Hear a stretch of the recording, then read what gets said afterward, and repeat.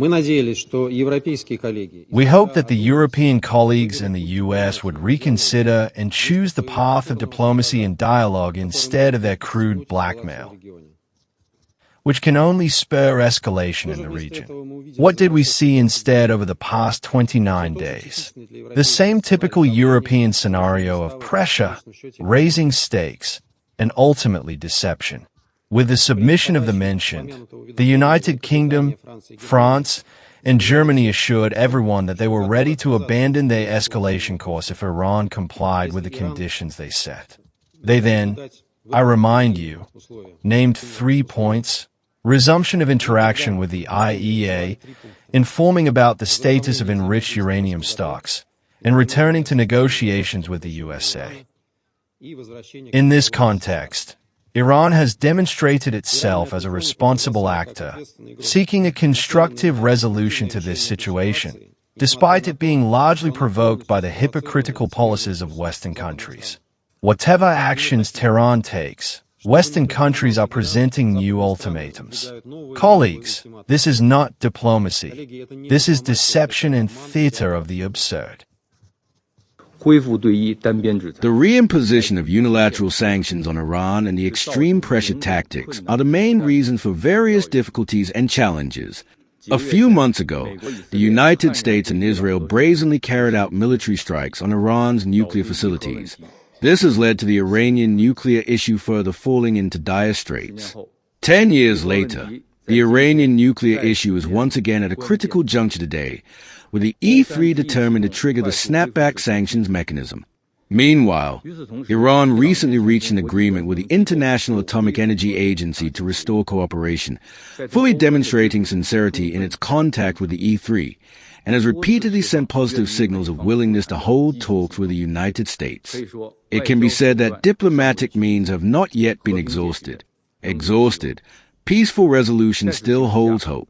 In this context, the draft resolution proposed by China and Russia extends Resolution 2231 technically for 6 months, encouraging Iran to continue with the International Atomic Energy Agency, creates conditions for political resolution.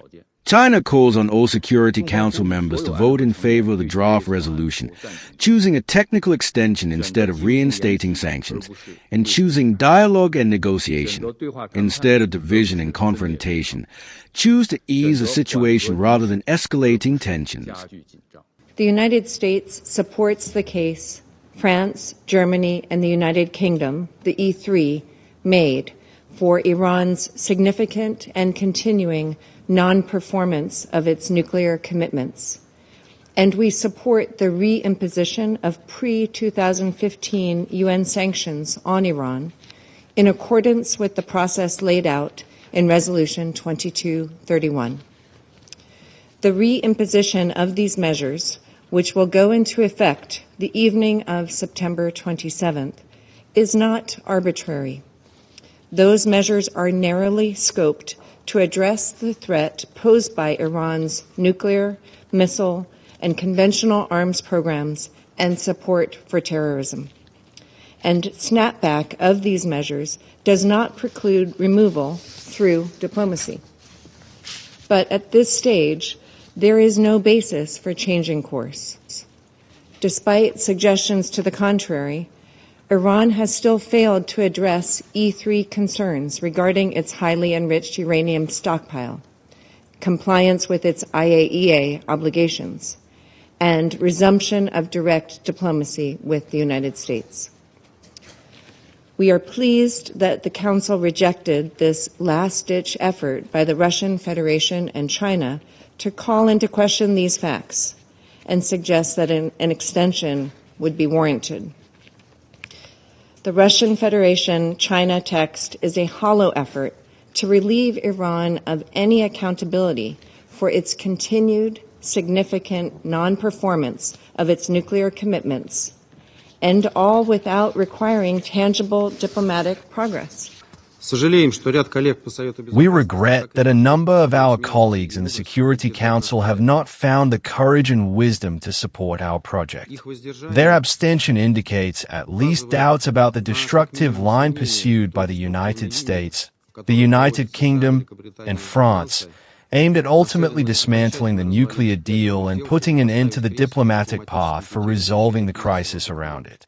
However, in one way or another, by their voting, they become its accomplices.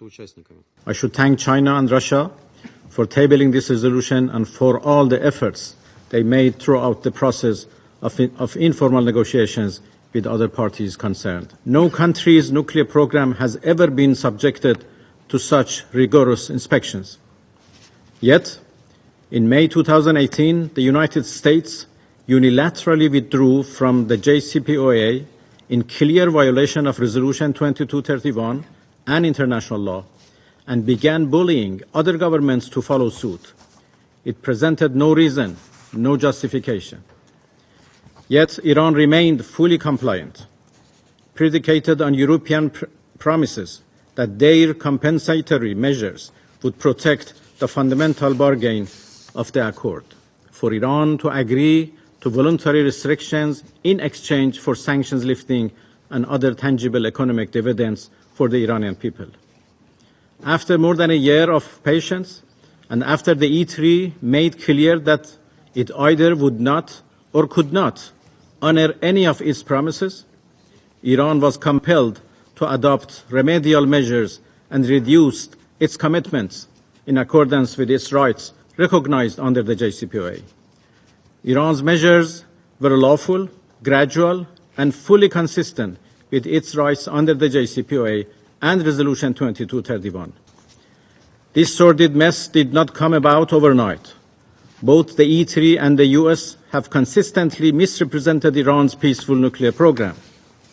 In doing so, they have been parroting the Israeli regime's baseless allegations. This is doubly heinous as the Israeli regime, as the occupying genocidal regime, is the only possessor of nuclear weapons in our region. The double standards at play are appalling and painfully obvious for the world to witness.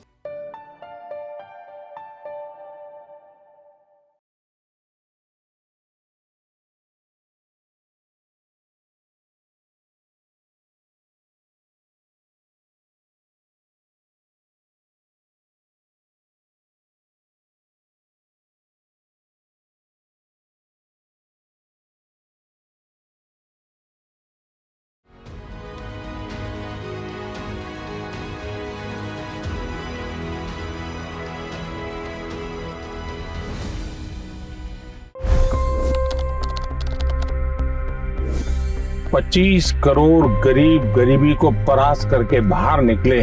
For the good of our nation, let's work together and let's truly make America great again. The fastest news breaks. Requested PM saying that we will have to speak to Putin and to Zelensky. The biggest newsmakers. The relationship with India is probably the most important bilateral relationship the US will have for the rest of this century.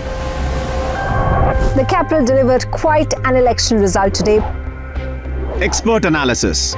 The million-dollar question today is how to stop this dance of death. Ground reports. I'm standing at the crossroad of the Kumbh Mela. Behind me are more than 100 entry ghats. Long-form interviews. Exclusionary politics is reflected in Manipur case as well. You don't bother because this is a small state. Deep dive into burning issues. It's often said DRC could be the richest country in the whole world. It's because of what sits underneath. Why exactly did the US topple the Sheikh Hasina government? HD videos. We don't just break news, we break it down.